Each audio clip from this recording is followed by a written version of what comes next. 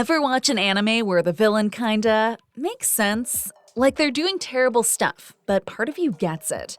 That, my friend, is some good writing. Hey guys, welcome back to Town Anime. Today I'm breaking down 5 anime villains who are so well written, you might low-key agree with them. We start off with Berserk's Griffith, who is a charismatic visionary by every definition of the word, truly. He is the band of the Hawk's young leader, whose grand speeches inspire a one-of-a-kind loyalty to his ideals, even if you don't necessarily see eye to eye with him. To add to his aura, Griffith is handsome. Heck, some may even call him pretty, all the while being supremely confident. Although everyone around him sees only the promise of a better world in his words, underneath his charm, there is a thirst for ambition that can't be quenched. Griffith is determined to rule everything as the One. To this end, he doesn't hesitate to sacrifice his own comrades to fulfill his goal, offering up those closest to him, hurting those who trusted him and put their faith in him, and much worse. Basically nothing is beneath him. Each one is a monstrous act, yet doing it as naturally as breathing is strangely logical to his single-minded drive. In this way, Griffith's fall is depicted not as mere evil, but as the ultimate cost of pursuing one's dream at all costs.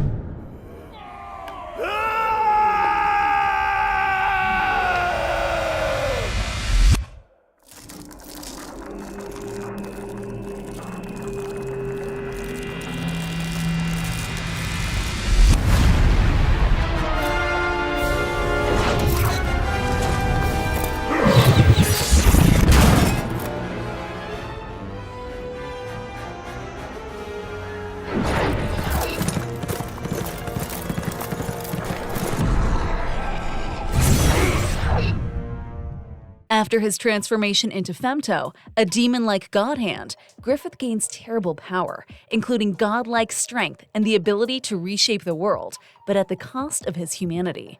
Even so, his motivations remain understandable on some level. He pursued glory not just for its own sake, but because he truly believed in a vision of a kingdom where people could reach their potential. When he betrayed the Band of the Hawk, many fans felt sickened, yet the story has already built Griffith so sympathetically that we understand his drive. He did it for his dream. In short, Griffith is written as a Machiavellian genius, charismatic, strategic, and utterly focused, and witnessing his descent into cold ambition is as tragic as it is shocking. In contrast to Griffith's twisted stakes, Askeladd's struggle is more grounded in human politics. He is a clever and ruthless Viking captain who is feared by both his friends and enemies, as his slyness knows no bounds. Yet secretly, Askeladd fights for Wales, the homeland of his Welsh mother, pledging his service to Prince Canute in order to protect Wales from North invasion. This secret goal, far from the brutal violence he often commits, shows a surprisingly layered motivation for his character.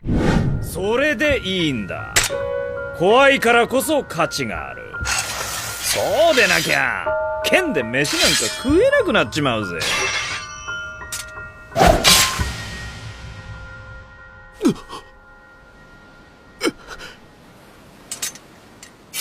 お前も怖いはずだ。怖がれ。やめろ！くしょ！人でしたわ！ほれ、命乞いしてみろ。素直になれ、トルフィン。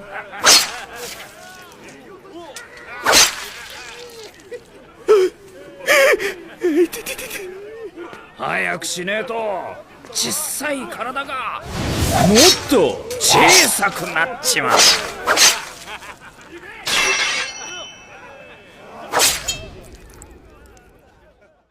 Askeladd's complexity is best seen in his relationship with Thorfinn. Being the unlawful murderer of Thor's, he's Thorfinn's boss, even though Thorfinn rarely listens to him, apart from when he gets a chance to fight Askeladd, as that's the only reason he is in Askeladd's band in the first place. He is a strange sort of mentor figure to Thorfinn, and the catalyst that brings about the severe change in personality and demeanor to Canute. Mentorship, fatherhood, and genuine care. His relationship with Thorfinn has the positive side of all these, yet it is filled to the brim with the toxic nature of them as well. For instance, Askeladd saves Thorfinn's life on more than one occasion, and in the end, his last words are as wise as they can be and made Thorfinn who he is. Venture beyond the world he saw. That is your true battle. Be a true warrior, son of Thor's. These contradictions make him feel relatable because his cruelty serves a twisted purpose, killing the father, raising his son, then dying by his hand, all the while turning him into a man. The line between nobility and cruelty has never been more blurry. While Askeladd is driven by his life experience, Meruem is born to be a ruler. At first glance, he is an unstoppable monster. As the king of the ants, he possesses insatiable power and a cold, inhuman intellect. He views humans as mere food, showing no empathy and crushing opponents as he pleases. After all, it is his belief that might is right. Ironically, it is the human in him that rejects the need of companionship at first, as his selfishness takes over.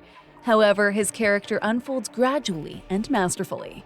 The turning point is Meruem's interactions with Komugi, a fragile human girl who excels at the Gunji board game. Through their games and conversations, Meruem starts to get in touch with the other side of his humanity, seeing them in a new light. The mightiest, heartless killer eventually grows to be a kind and compassionate pacifist, all thanks to a fragile, blind girl who reaches him in ways that words don't. 所詮は傀儡の剣、新たな勝打を繰り出すしかない通り。とはいえ、奴の型は有限なる。子には必ず特有の呼吸が、幾多ある技の枝から奴がどれを選択するかを探るわ。その先の的を射抜くがごとく、世にはかなう。笑うかよ。あらゆる角度からの衝撃にも正確無比に最善手を打ち続けるしかない今季の勝負。まあすぐに積んでやる。百式のゼロを見せてやるぜ。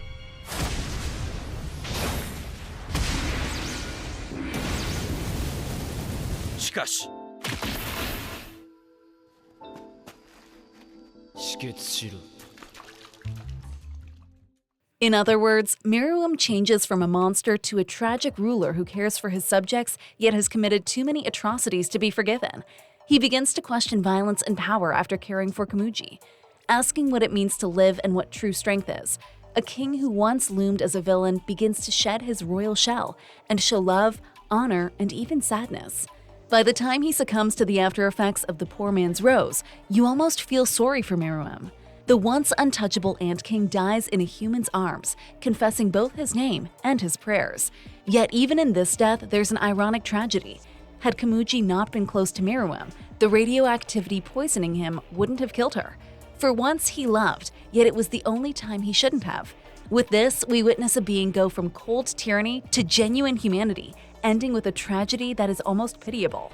Such depth ensures that Meruem isn't just a villain who was there to be defeated. He's a fully realized character whose journey forces us to sympathize with an irredeemable, genocidal maniac who deserves to die in every way, yet when he does, we are left wondering if he shouldn't have. Light Yagami provides a very different case. He's the hero turned villain. As a brilliant but bored high schooler, Light's discovery of the Death Note ignites his delusions of godhood. He sets out to rid the world of crime, a noble goal on paper, no pun intended. However, as with someone with the power to kill anyone just by knowing their name, Light is quickly corrupted. Despite this, Light still doesn't necessarily fit into a mold of a typical villain. After all, he is ridding the world of crime. Of course, Light being the show's the central figure with piercing intellect, righteous delusion, and descent into god-complex tyranny, places him squarely in a moral gray zone, as he chaotically jogs the line between being both the antagonistic force and the protagonist you're supposed to cheer for.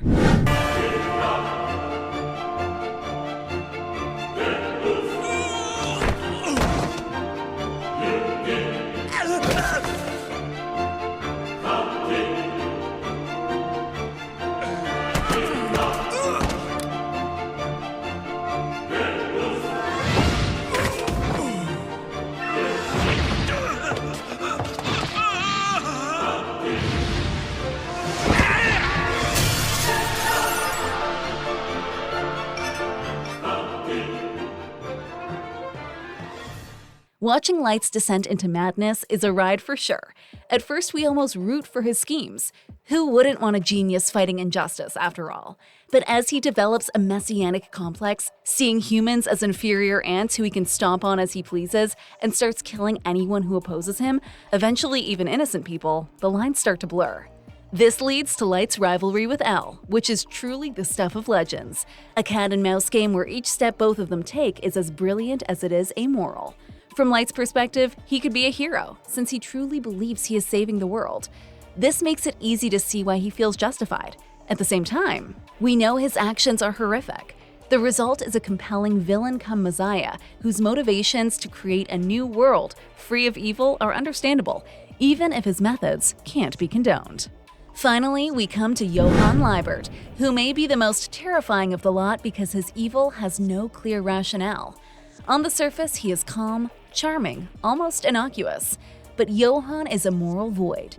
He's the tragic embodiment of evil, a brilliant, manipulative man with a complete lack of empathy. He is portrayed as handsome, intelligent, charming, but cold-blooded, more cold-blooded than reptiles, essentially pure evil in human form. Johan's skill is psychological. He toys with people's lives as if they were pawns, seemingly because he enjoys it, or perhaps because he truly sees life as meaningless. には誰を殺すんだい？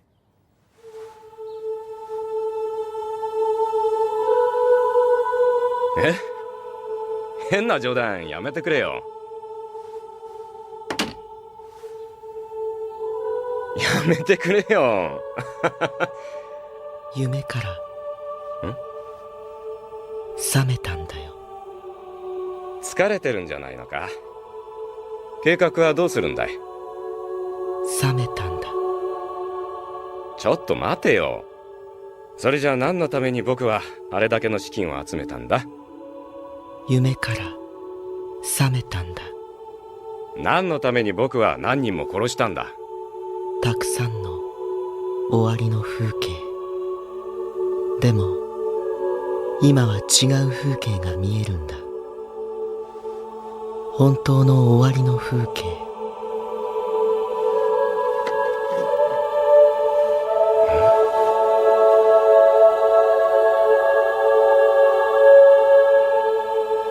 僕しか知らない記憶。本当に行くべきところ。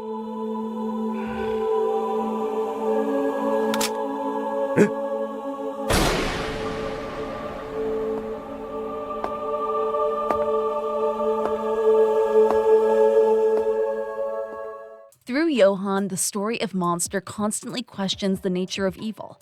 He whispers horrific thoughts into others' minds, drives people to murder, and even commits violence himself without remorse. Yet the show never gives him a sympathetic past to justify his acts. He just is. This makes Johan disconcertingly realistic. The idea that someone could be born or become so empty is what makes him so chilling. The series even frames Johan's philosophy explicitly. He tells people that the only thing equal for all, and that is death, suggesting all lives are equally meaningless. This nihilistic creed is frighteningly plausible when delivered in his composed voice. By the end, Johan remains a mirror, forcing an examination of whether evil is innate or a choice, and for this reason, his villainy feels disturbingly credible. If to him, murdering humans is like how it is for humans to kill livestock, is he really truly in the wrong? In the end, each of these characters is written with such nuance that we almost see the world as they do, even if only briefly. Their stories blur the line between hero and villain, forcing us to confront dark questions of ambition, ideology, and morality. With Griffith, we are left questioning whether the cost of achieving one's dream is truly worth it. Askeladd makes us question if the ends can justify the means, if they are for loyalty's sake. Meruem's arc shows even ruthless monsters can turn over a new leaf. Light's God complex reveals how power can corrupt an idealist looking to make a better world. Lastly, Johan's emptiness asks whether evil can exist without reason, and whether the world's moral compass even points in the right direction. These anime make us uneasy because they make us understand why the villain does what he does, and in doing so, they tap into that tragic core within us.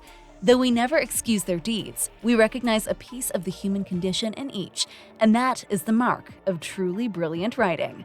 Thanks for watching! Don't forget to like and subscribe to the channel and ring that notification bell to be notified of any latest uploads. That said, see you in the next one.